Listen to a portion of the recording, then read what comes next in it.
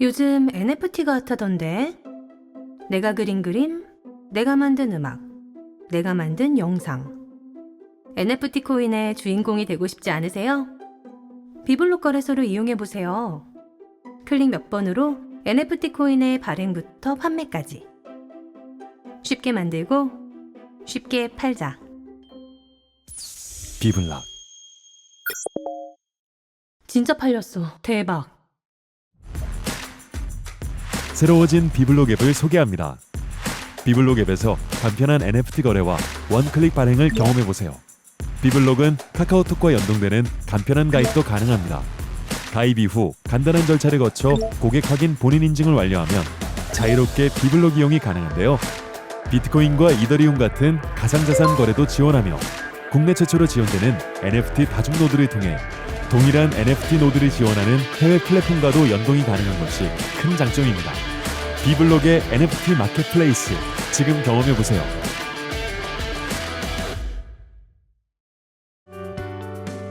네, 박세진 작가님의 이야기를 듣고 있으니 표현해주신 그 개모임 많은 분들이 참여하고 싶지 않을까라는 생각도 들었습니다. 이어서 법률사무소 제2 박주희 대표 변호사께서 자리해주고 계신데요. 이 디지털 아트 소비가 이루어진다 하더라도 창작자에게 수익이 가지 않으면 이 시장은 클 수 없습니다. 그렇기 위해 이 저작권 문제에 대해서 우리는 꼭 생각을 해봐야겠죠. NFT, 디지털 아트를 둘러싼 저작권 이슈를 주제로 오늘 박주희 대표 변호사께서 발표해 주시겠습니다. 지금 곧장 만나보시죠. 네, 안녕하세요. 오늘 발표를 맡은 박주희 변호사입니다. 앞서 소개해 주신 것처럼 저는 법률사무소 제2의 대표 변호사이자 상명대학교 문화기술대학원의 겸임 교수로 있습니다. 제가 주로 담당하는 분야는 미술뿐만이 아니라 문화예술 콘텐츠 분야인데요. 지금 문화예술 콘텐츠 전반에 있어서 NFT가 굉장한 붐이 일어나고 있고 이게 새로운 시장이 될 거라는 거에 대해서는 모두들 다 기대를 하고 있습니다. 지금 앞서서 박세진 작가님께서 말씀 잘 해주셨는데 예전에는 이 미술 시장이라는 것 자체가 판매 루트가 굉장히 한정적이었습니다. 갤러리라든지 아니면 옥션이라든지 아니면 아트 페어를 통해서만 이제 작품을 팔 수가 있었기 때문에 새로 오프라인에서 네임밸류가 없는 신진 작가들이나 아니면 뭐 그동안에 기득권에 이제 속하지 못했던 작가들 같은 경우는 판로 개척에 있어서 굉장히 어려움을 겪었는데요. 그런데 NFT는 중개자 없이 창작자가 직접 구매자를 만날 수 있다는 거에 대해서는 굉장한 이 새로운 시장으로 될 수가 그렇게 큰 장점이 있습니다. 근데 다만 이제 새롭게 등장하는 거래이다 보니까 아직 법적으로 미비한 부분도 있고 새롭게 기존에는 없던 문제들이 발생을 하고 있습니다. 그래서 오늘 저는 그 NFT 디지털 아트와 관련된 저작권 이슈에 대해서 이제 간단하게 설명을 드리고자 합니다. 그 NFT 붐과 더불어서 NFT와 관련된 뉴스들이 굉장히 많이 볼 수가 있는데요. 벌써 뭐 여러 사건들이 뭐 있었지만 몇 가지에 대해서 이제 거론을 해보면 개구리 캐릭터죠. 많은 사람들이 인기를 되게 얻고 있는데 이 페페라는 개구리 캐릭터가 이 원작자인 매트 퓨리의 동의 없이 이제 발행이 되다가 매트 퓨리의 항의에 의해서 삭제되는 일이 발생하기도 했습니다. 뿐만 아니라 최근에는 이제 우리나라에서 발생된 일인데요. 이 이건용 작가가 본인의 동의 없이 본인의 작품이 NFT로 발행됐다라고 하면서 공식적으로 항의한 일이 발생을 했습니다. 이 사건은 사실은 좀 아직 진행 중인 사건이라 더 언급하기 좀 조심스러운 부분은 있지만 해외뿐만이 아니라 우리나라에서도 원작자 동의 없는 NFT 발행 이슈가 계속 발생을 하고 있습니다. 앞으로도 이러한 저작권, NFT와 관련된 저작권 이슈가 문제가 있을 거라 생각을 하는데요. 그거에 대해서 이제 차근차근 말씀을 드리도록 하겠습니다. 첫 번째 이제 NFT 디지털 아트와 관련된 이슈 중에 하나가 이 NFT로 발행되는 대상이 무엇이냐 이걸 두고도 사실은 혼란이 있을 수가 있습니다. NFT 아트의 특성 중에 하나는 이 토큰화를 다양하게 할 수가 있다라는 건데요. 대부분의 이 디지털 아트로 발행되는 NFT의 경우에는 디지털 아트 파일의 소유권, 뭐 더 자세히 말하면 이 디지털 아트 파일이 저장된 주소의 소유권일 텐데 사실 더 법적으로 좀 말씀을 드리면 우리나라 법제상으로는 이 디지털 파일에 대해서 소유권을 부여를 하는 게 맞느냐 이 부분에 대해서는 이론의 여지가 있습니다. 왜냐하면 우리나라 법제상에서는 소유권이라는 것 자체는 이 유체물을 한정해서 우리가 지금 법적으로 만들어지기 때문에 이 디지털 파일 또는 디지털 파일 주소에 대해서 소유권을 과연 부여를 하는 게 맞느냐 이 부분에 대해서 사실 논란이 있는데요. 근데 다만 이제 앞서서 제가 앞으로 말씀드릴 부분에서는 편의상 이제 많은 분들이 익숙한 개념인 이제 디지털 파일에 대한 소유권이라는 그 표현을 사용을 하겠습니다.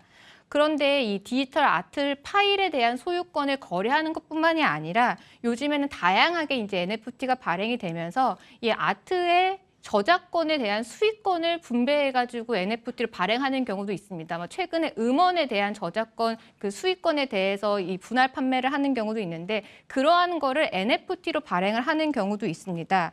그리고 또 하나가 애초에 이제 디지털 아트로 만들어진 그런 경우도 작품도 있지만 사실은 실물 작품이 있고 실물 작품을 토대로 NFT가 만들어지는 경우도 있습니다. 이런 경우를 디지털 트윈이라고 하는데 그냥 이런 경우에 내가 과연 구매한 이 디지털 아트 작품이 이 기존에 있던 실물 작품의 또 다른 버전인지 아니면 또는 실물 작품을 분할해서 소유하고 있는 이 분할 소유의 지분권인지 이 부분에 대해서도 사실은 좀 분쟁이 발생을 되고 있습니다.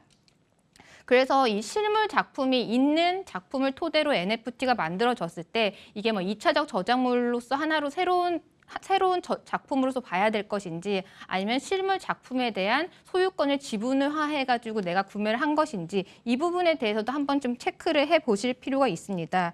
그래서 이렇게 NFT에 우리가 그냥 디지털 아트, NFT 아트 이렇게 표현을 하지만 이렇게 통칭해서 말을 하기보다는 내가 토큰화한 대상, 내가 구매한 대상이 대체 무엇인지 이 부분에 대해서 좀 명확히 해야지 앞으로 좀 추가적인 분쟁을 좀 예방할 수 있을 거라고 생각을 합니다.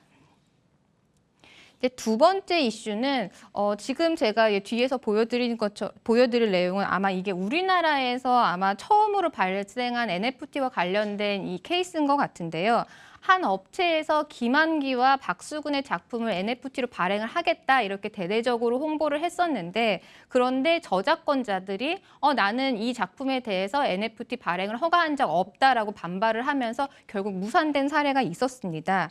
이렇게 이 NFT 저작권과 관련해서 계속 문제가 생기는 이유는 바로 이 소유권과 저작권의 개념을 많이 혼동하기 때문인데요. 많은 분들이 이제 헷갈려 하시는 게 그림에 대한 소유권을 내가 취득을 하면 그 그림에 화체되어 있는 저작권도 취득하는 거라고 많이들 오해를 하고 계시는데 소유권과 저작권은 엄연히 다른 개념입니다. 소유권이라는 거는 쉽게 말씀드리면 이 실물 그림 자체를 사고 팔 수 있는 이 처분권 자체를 취득하게 되는 거고요. 저작권이라는 거는 이 창작물을 활용할 수 있는 권리입니다. 그래서 NFT로 작품을 민팅해서 판매를 한다라는 거는 창작물로서 활용을 하는 것이기 때문에 이를 위해서 저작권을 별도로 취득을 하거나 또는 이 저작권자의 허락을 받아야 합니다. 그래서 내가 아무리 이 작품을 소유하고 있다고 하더라도 별도로 NFT로 발행할 수 있는 권한을 취득하지 않는 한 이걸 발행하는 경우는 이 원 저작자의 저작권을 침해하게 되는 겁니다. 사실 이렇게 소유권과 이 저작권에 대해서 이 혼동에 있으면서 발생하는 문제는 이 NFT가 등장하기 이전에도 오프라인에서도 사실은 많이 발생하던 문제입니다. 어떤 경우가 있었냐면 이 드라마나 이 영화 같은데 그림을 등장을 시킬 때 작품의 소장자들이 자기 작품을 위해서 작품의 홍보나 아니면 뭐 드라마나 영화의 흥행을 위해서 자기가 가지고 있던 작품들을 영화나 드라마에 뭐 협찬을 하는 거나 아니면 등장시키도록 하는 경우가 있었는데 이것도 사실은 소장자가 사실은 할 수 있는 행위는 아닙니다. 왜냐하면 이 드라마나 영화의 작품으로서 등장한다라는 거는 저작권 중에 공중송신권과 연관이 있는데 이 부분은 설사 소유자가 이 그림의 소유자라고 하더라도 이거는 이 작품을 창작물로서 활용하는 것이기 때문에 저작권과 관련이 있습니다. 있습니다. 그래서 이 부분에 대해서 원 저작자인 작가에게 허락을 구하지 않으면 이렇게 아무리 내가 소유하고 있는 그림이라고 하더라도 함부로 협찬을 하거나 하는 경우가 하면 안 되는데 사실은 오프라인에서도 이런 일들은 계속 비일비재하게 꾸준히 발생되어 왔습니다.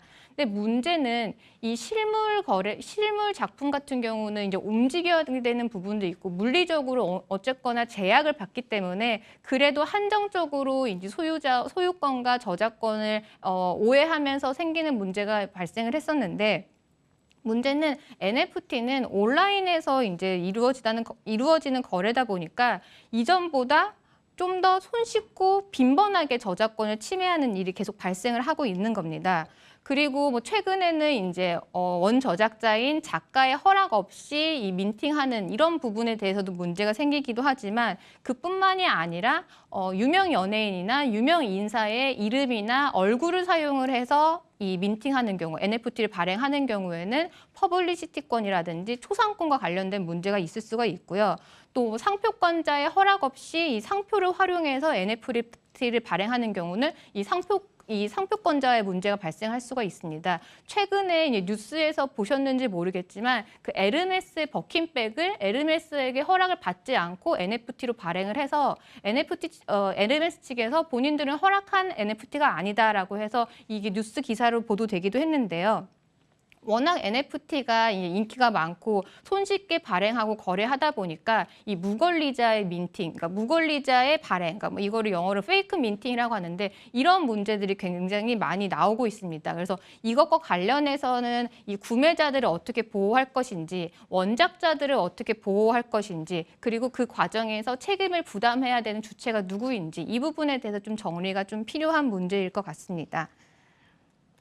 그 다음에 이제 세 번째로는 아까 방금 말씀드린 소유권과 저작권에 대한 혼동 문제는 이 구매 후에도 발생을 할 수가 있는데요. 적법하게 발행된 NFT를 구매한 후에도 이 구매자가 이 NFT를 함부로 사용을 해서 이 원 저작자의 저작권을 침해하는 일이 발생을 할 수가 있습니다.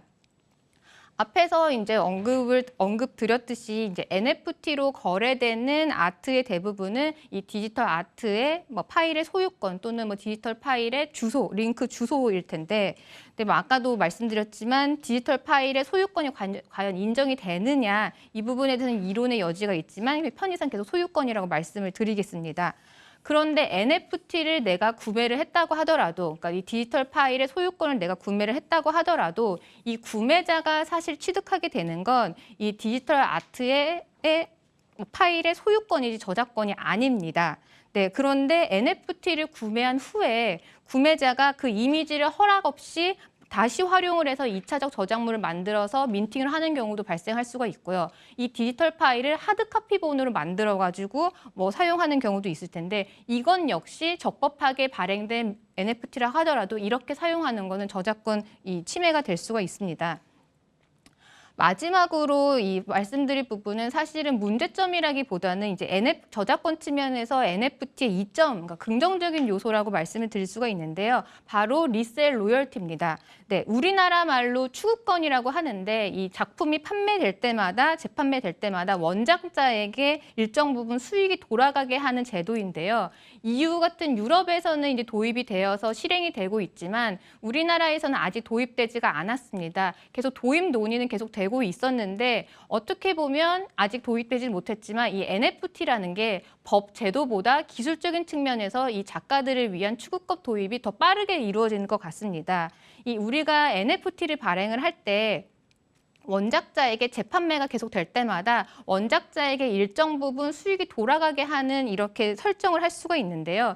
이걸 통해서 작가들이 판매가 되고 재판매가 될 때마다 그 일정 부분에 대한 수익을 얻을 수 있다라는 거는 작가들에겐 굉장히 경제적으로 이득이 될 수가 있는 부분이죠. 근데 다만 이 부분에 대해서도 조금 유념해야 될 게 이 민팅할 때 이 수익이 돌아가게 하는 월렛을 누구의 계좌로 설정할 것인지를 좀 작가들은 좀 유념할 필요가 있습니다. 만약에 에이전시라든지 갤러리를 통해서 이 민팅을 했을 때는 이 월렛을 잘못 연결을 했을 때는 재판매 될 때의 수익이 그 작가의 계좌가 아니라 이 에이전시라든지 갤러리의 계좌로 돌아갈 수가 있기 때문에 이 부분에 대해서는 좀 유념을 하실 필요가 있고요. 지금 뭐 여러 가지 문제를 말씀을 드리긴 했는데 NFT 디지털 아트는 장점도 있고 문제점도 있습니다. 그렇지만 이 NFT라는 게 작가들에게 있어서 새로운 시장 그리고 새로운 미래가 될 거라는 거에 대해서 누구도 이제 의심하지 않는데 이게 지속적으로 발전이 되고 시장이 더 커지려고 하면 사실은 이런 문제점을 좀 해결할 필요가 있습니다. 그런데 앞서 말씀드린 것처럼 NFT라는 것 자체가 법적으로 아직 좀 불분명한 부분도 있고 새롭게 등장하는 부분이 있다 보니까 이걸 어떻게 법적으로 해결을 할 것인지 이거에 대해서는 조금 논의가 필요할 것 같습니다. 물론 지금 현재 저작권이나 이 기존에 있던 민법의 법리로도 해결을 할 수가 있는데 NFT의 특성은 단발성의 거래가 아니라 앞으로 계속 지속적으로 거래가 된다라는 거죠. 그 말뜻은 피해자들이 더 많이 양산이 될 수가 있고 그 전 세계적으로 퍼져나갈 수 있는 이 피해자들을 이 사람들이 개별적으로 법적인 제도를 통해서 구제하는 게 과연 현실적이겠느냐 이런 궁금증이 이런 의심이 나올 수가 있는데 그래서 이런 NFT 거래 플랫폼들 사업자들을 조금 책임을 강화하고 하는 게 현실적으로 사실은 이 구제책이지 않을까. 오히려 민팅한 후에 거래된 후에 이걸 어떻게 보장하는 것보다 처음부터 거래 초반에 이거를 좀 적법하고 안전할 수 있는 거래를 만들기 위한 플랫폼 업자들의 책임이라든지 아니면 의무라든지 이런 부분이 강화를 하는 게 오히려 NFT 시장을 좀 안전하게 만들 수 있는 부분일 것 같습니다. 그럼 저의 발표는 여기서 마치도록 하겠습니다. 가상화폐 거래소 이용하고 계신가요? 그런데 해킹 위험 때문에 고민 많으시죠? 비블록 거래소를 이용해 보세요. 비블록은 위치 기반 보안 출금 서비스를 시행하고 있습니다. 당신의 기억, 당신이 지정한 그 장소까지 해킹할 수는 없으니까요. 비블록 거래소, 당신에게 가장 안전한 거래소입니다. 비블락. 진짜 잘 만들었네.